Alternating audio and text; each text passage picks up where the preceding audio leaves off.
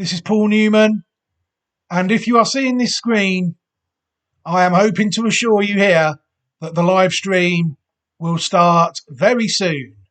So please stay tuned. Hello, everybody.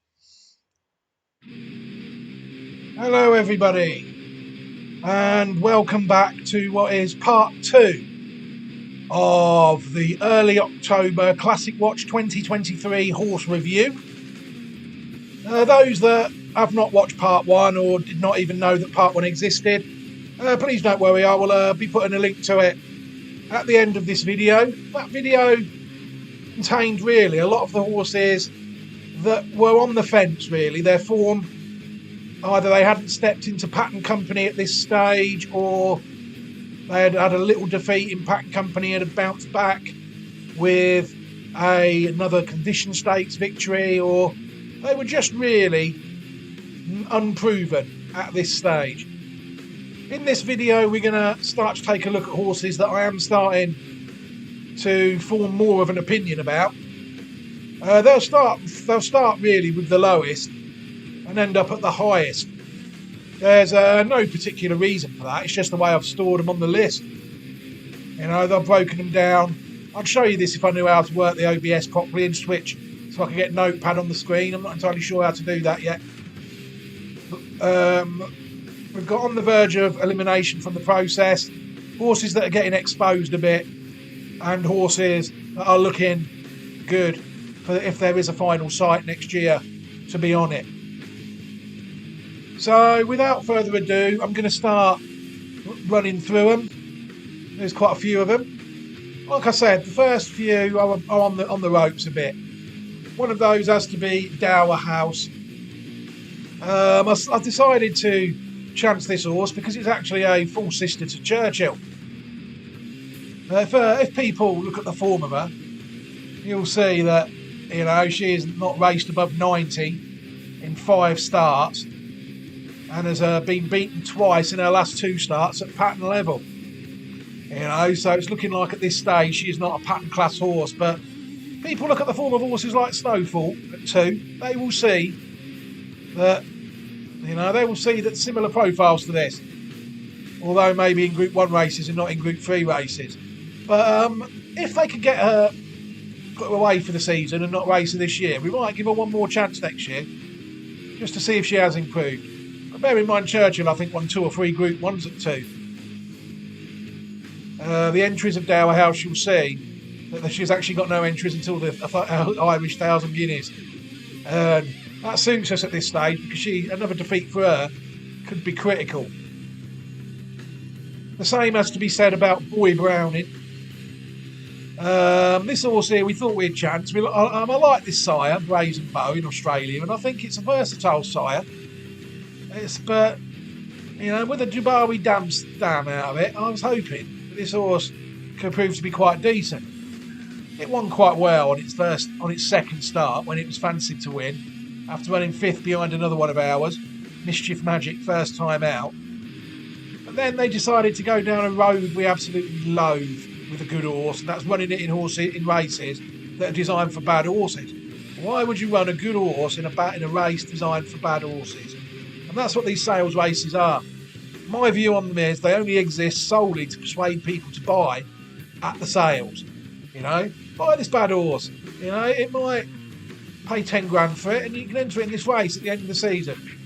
You know, if it turns out to be decent. Me, if I knew I had a good horse, a horse that won by 4.5 lengths on its second start, that had a reasonable pedigree, I wouldn't be even looking at those races.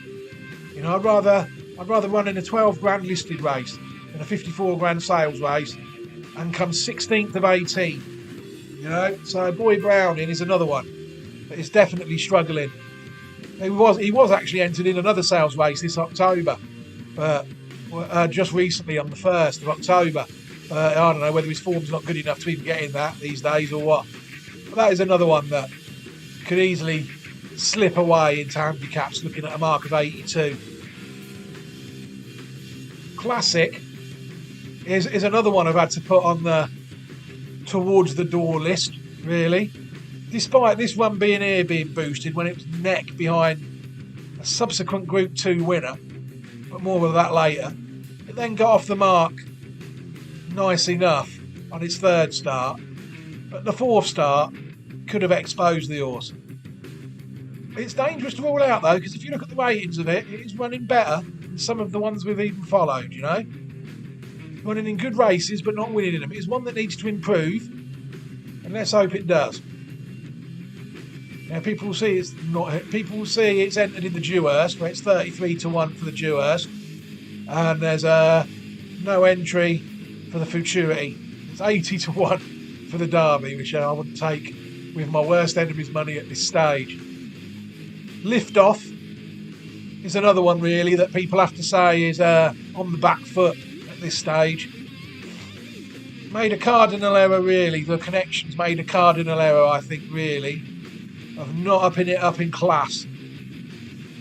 After its second start, people noticed they only improved by 2 from its second to its third start, where it's won at 2-11 favourite on its third start. I mean, I don't know what they expected to learn from running that, apart from it stayed the extra furlong. But regarding ability, it then was 5th of 6 behind Blue Rose Sen and the Heaven's Breath in the Group 3 Prix du Mâle in France, where it never really improved again, you see.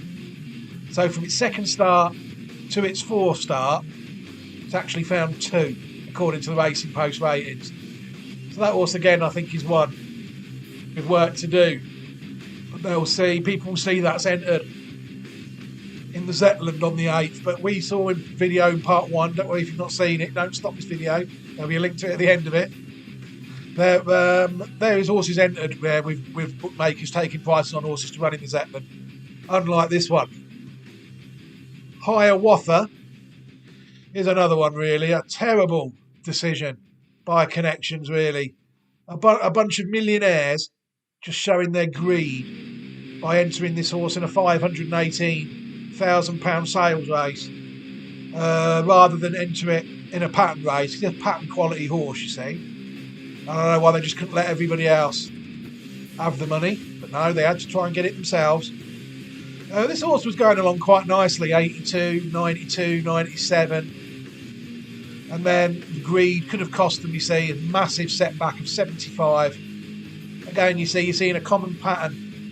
Favourite in a sales race, very well beaten. At least we've had Denmark beaten in a sales race as well, you know. This is not what we're wanting from these so-called adept placers of horses. So Hiawatha has it all to do really now. You'll see there's another one that's entered in the Vertem Futurity, which used to be the Racing Post Trophy for those who actually follow horse racing over the period of years. I don't know why, but they always do that. You see, that's what happens when you start using the sponsors' names. You know, the sponsors change. It comes in the pattern as a brand new race, and people might not even necessarily know it's the same race. These horses need to be registered as Summit, and if people want to sponsor them, then that's added. You know, the Irish 2000 Guineas is the Irish 2000 Guineas. The Derby is the Derby. This Group 1 should really be called, I don't know what you'd call it, but there's no place for sponsors in the title because the sponsors aren't finite, and the race is, you see. The race will never change, sponsors will. Hiawatha is another one that needs to improve. Now we're stepping into territory of ones that have shown quite a good level of form, but aren't winning enough really for us to be happy with them at this stage. You know, Proud and Regal would definitely come under that banner. He won a Group 3 on his second start and ran to 105, then looked to flatten out a bit when a well-beaten third behind Aesop's Fables. And then, though, he ran well in the National Stakes when he was actually runner-up in the National Stakes, excuse me, with a career best performance of 109, which people will see is not a bad effort, really, when compared to some of the horses we're following. So a horse, what we've got here is a horse that has shown its best form in its last run. So it would be impossible for us to say that this horse is not progressing how we'd like it to, despite not winning, really. That's the trouble, you see. Only one horse can win the race. Proud and Regal is 14-1 for the Futurity and 33-1 for the Derby at this stage. I mean, nice horse. I think you might like a bit of soft ground. He seemed to turn the form with these sorts of fables quite easily on soft ground on that day. So on a soft ground, he might be decent, this one, I think. Never Ending Story is another frustrating. When you see a common theme, the frustration and AP O'Brien or Coolmore, you'll see a lot of these horses are falling short at the moment. Never Ending Story is another one that you'd have to say has fallen short. It won a Group 3, nice enough, in July. It won the Silver Flash Stakes at Leopardstown as an odds-on shot. But again, you see, the writing was on the wall there, because this horse here, after 6 starts, has never raced to a rating above 100. There's another one that we had beaten, although not beaten as bad as others, in the Marcel Boussac at the weekend. It was third, just ahead of our Ardent, with Felina at the back in last. But you'd have to say that to win a Group 3, and then they up it up in class, gets beaten 3 times. It's hard to make a case. This horse is a Group 1 horse at the moment. Could easily improve. The Athena of the Dam is out of Cherry Hinton, which puts us on the Urban Sea line. So you'd think it'd definitely stay a mile and a half, you would think, being by Dubawi. So this hopefully now will be it for the season and the classics next season. As you'll see, our only entry is the Irish 1,000 Guineas. Indestructible is another one. It's running okay. Solid rather than spectacular. If Chaldine wasn't there, it would have won a Group 3 and a Group 2. But it's hard to know what to make of this horse, really. Been beaten twice. I'm hoping now, really, that's another one for Classic Trials next year. Worryingly, though, it is actually 50-1 for the Dewhurst. If it was to get thrashed in the Dewhurst, it could be hard to move forward with it until it wins a trial at 3. We like them on side before then, really. Silver Knot is another one. You see a lot of these are similar profiles now. They've won pattern races and have not kicked on their next start, which is incredibly frustrating for me. Silver Knot is another one, nicely bred horse. Looked as though it had the world. It's always the world at its feet. When it won at Kempton, trotted up. Sandown, sorry. Trotted up. Absolutely cantered all over him. Won brilliantly. And then on its next start at Doncaster, last of 3 in a farce of a race where I managed to identify 66% of the field, 2 out of 3, and still get beaten quite easily. It's one of them races where if I'm proved wrong next year and Chaldine wins the Classic, then I'll have to hold my hands up. But we'll see. Silver Knot is another one that needs to put that 4th run behind him. I'll see it's 16-1 for the Vertem, and no price at all really for the Autumn Stakes.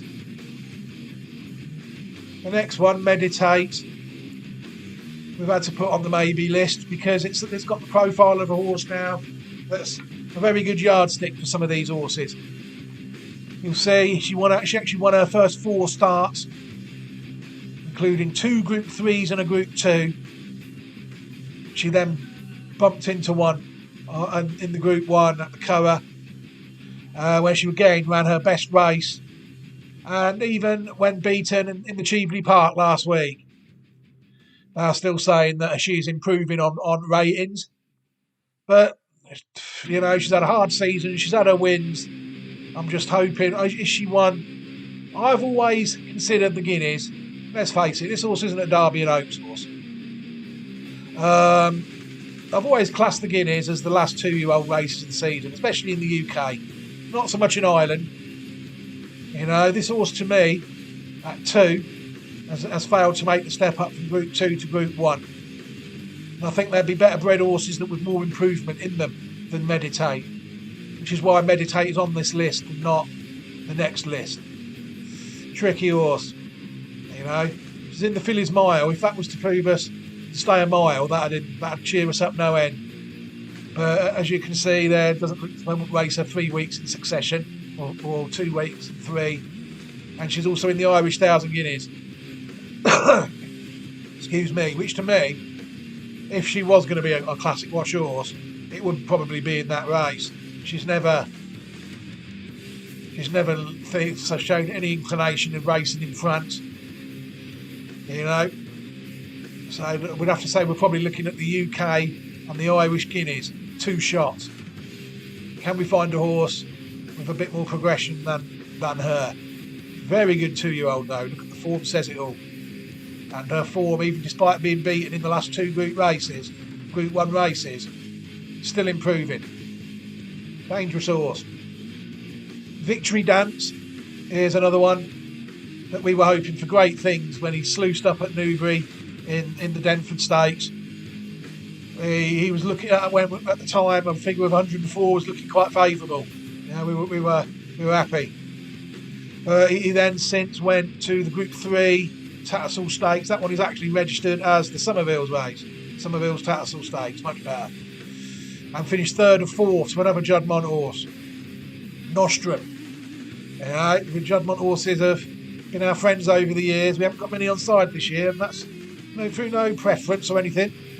I know which Juddmonte horses I'm waiting for, and if I find them, I'll latch onto them. Middle distance horses normally. Hopefully they'll be winning end of season maidens, you see, and heading into classics, unraced.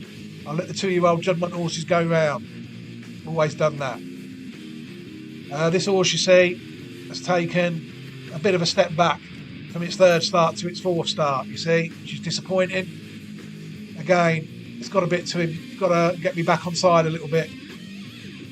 More inclined, really, looking at this, to run in the Dewhurst than the Vertem, which is a 33 to 1 shot. I wouldn't rule him out of that race. I like this horse. It's got a big stride on it.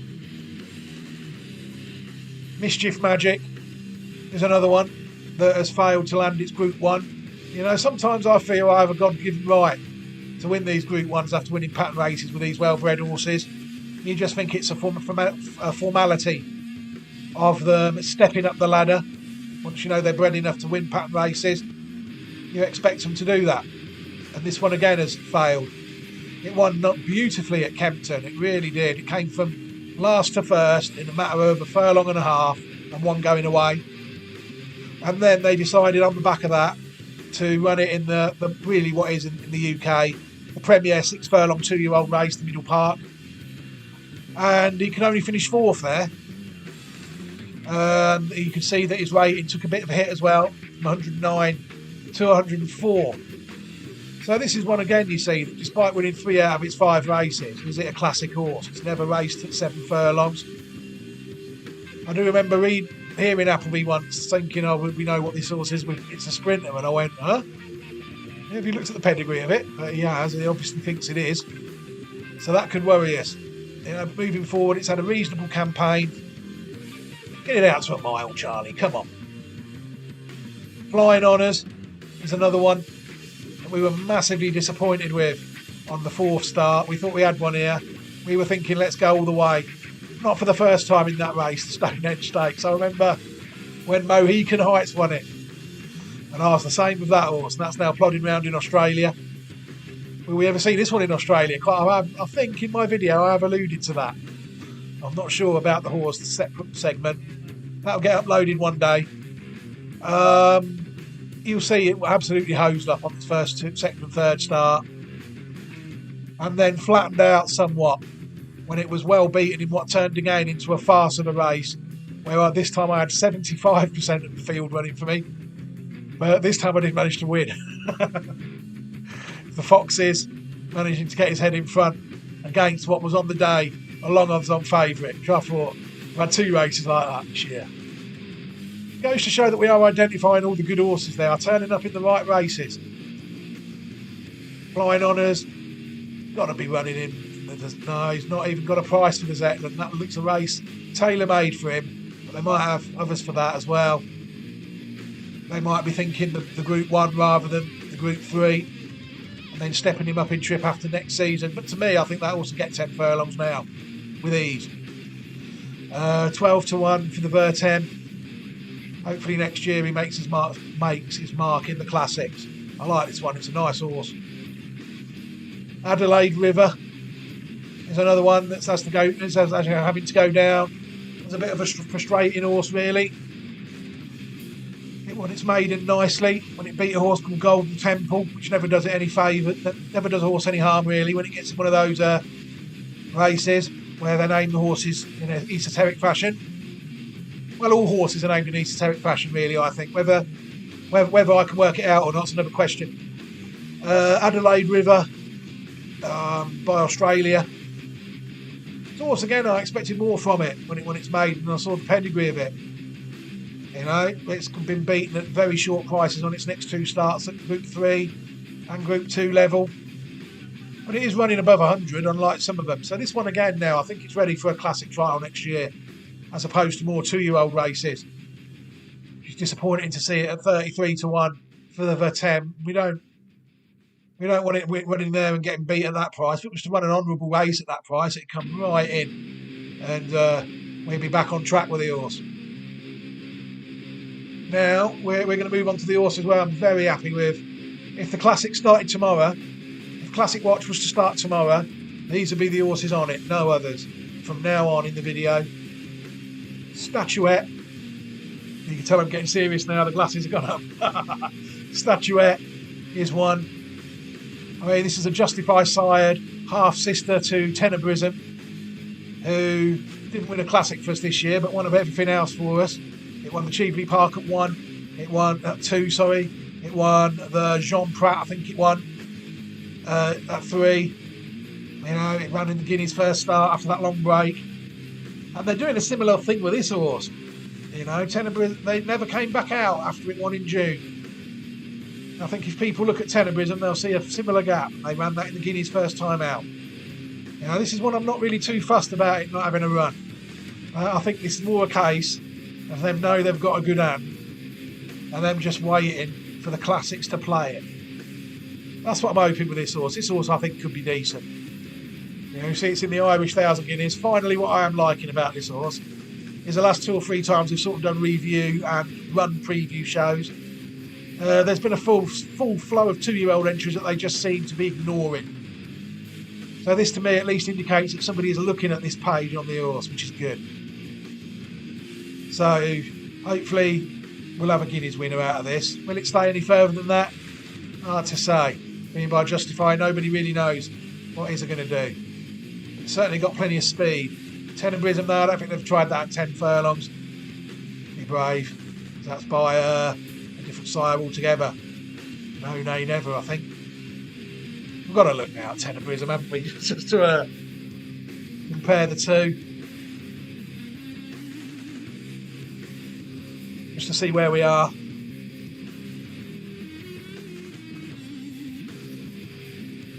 Ah, that's right, Caravaggio. Even more of a speed, even though they're saying that speed influence of Caravaggios who over a mile. So, make of that what you will. And Waterverse, you see what the gap I'm on about there, look, between March and September. Come out and won the Cheveley Park, ran to 116 on its second start.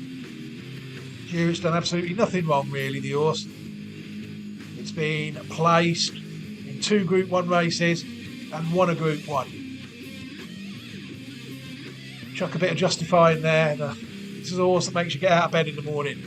This could be a serious horse. The next one, Mysterious Night, you have to say it's done nothing wrong.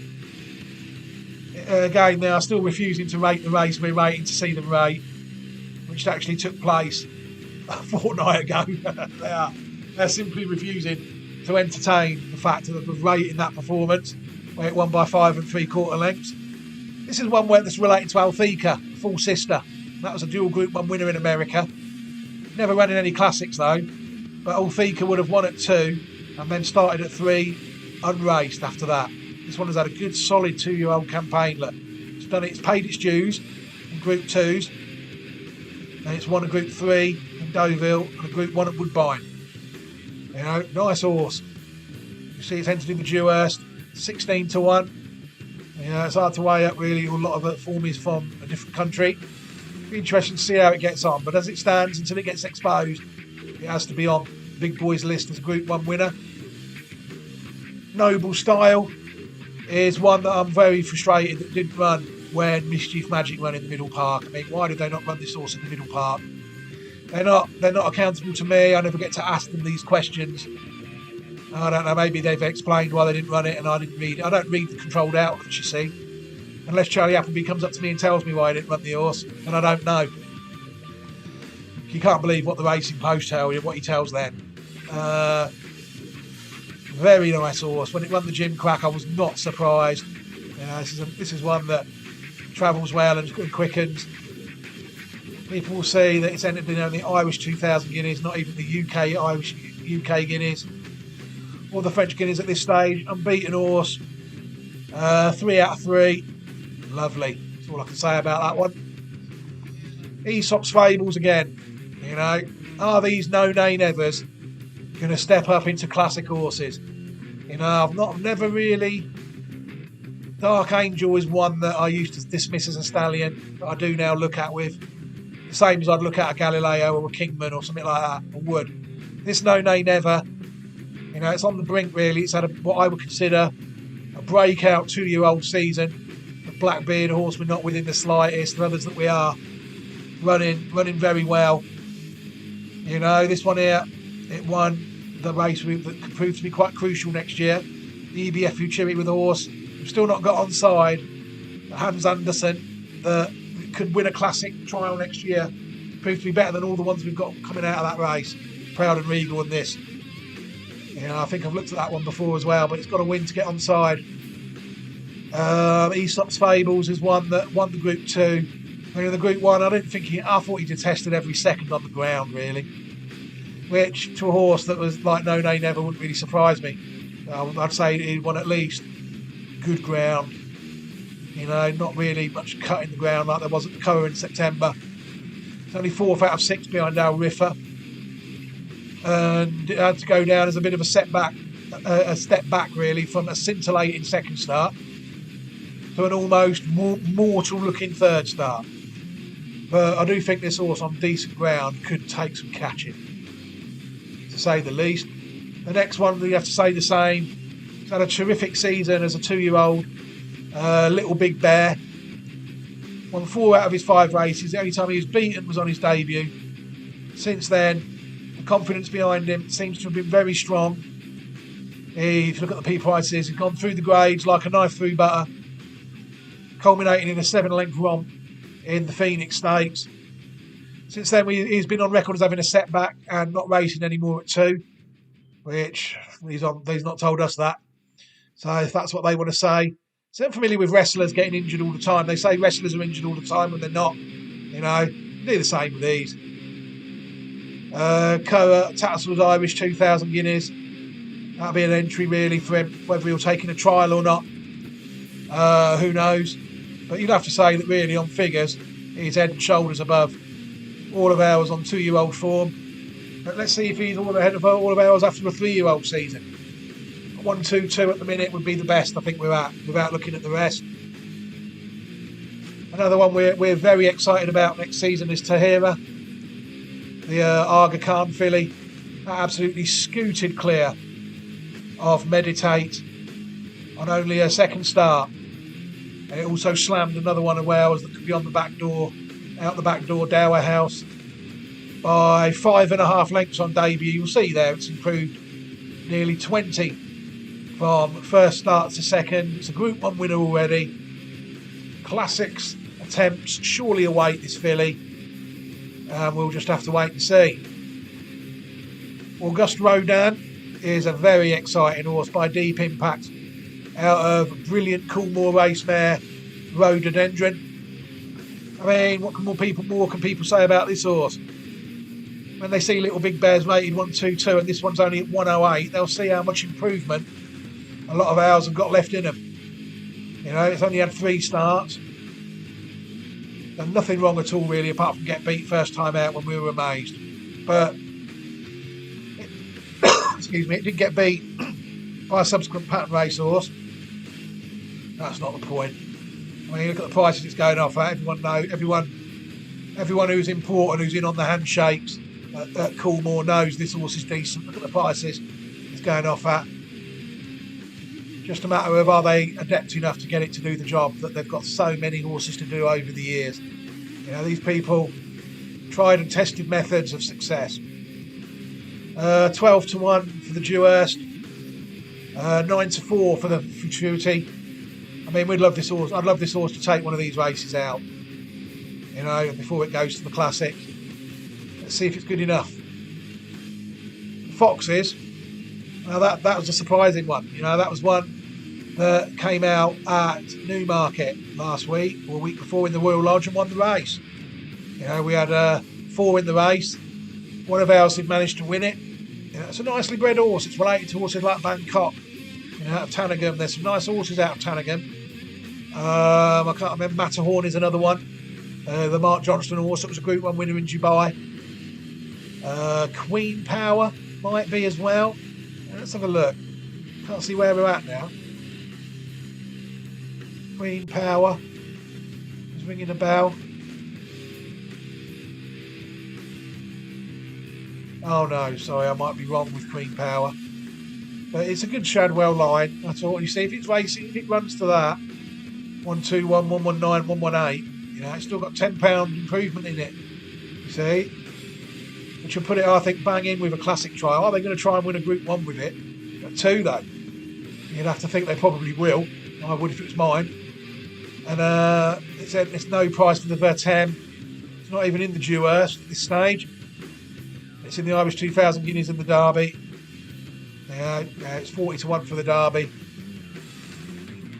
Commissioning is one that is due a quick turnaround. Looking at this in the Fillies Mile, which is no surprise really. It won very well indeed in the 23rd of September when it won the Rockfeld Group 2. And it made a nice improvement from 95 to 112. You see it's odds on to land the Fillies. We'll just check it is the Fillies Mile. It is 4-6 for the Fillies Mile on a Friday. And we're hoping that she can take that race out as well. And then she'll be unbeaten 3 out of 3. We're starting to see now what strong hand we've got really towards the end of this video. I think people will have to watch this video. If we were watching this video, they'll be going, yeah. You know, we've got a serious chance with some of these. And this is another one we've got a serious chance with. The last one really that we've looked at in this second part of the video. Don't worry, for people who have missed the first video, there will be a link to it above now, as well as a chance to subscribe. But I'm going to knock this stream on the head now, everybody. Thank you very much for supporting it. Cloud Crystal Quick ClassicWatch2022.ml if you want to see how we got on in 2022. There's a few winners there, but I haven't really had time to update the site really with the results. You know, so that'll be done sooner or later. Hopefully there'll be a few more on there at some point, including Eldorod's Classic win there. We missed that one out, you see. So we're hoping that next season we'll do better. But for now, thank you very much for watching, everybody, and take care.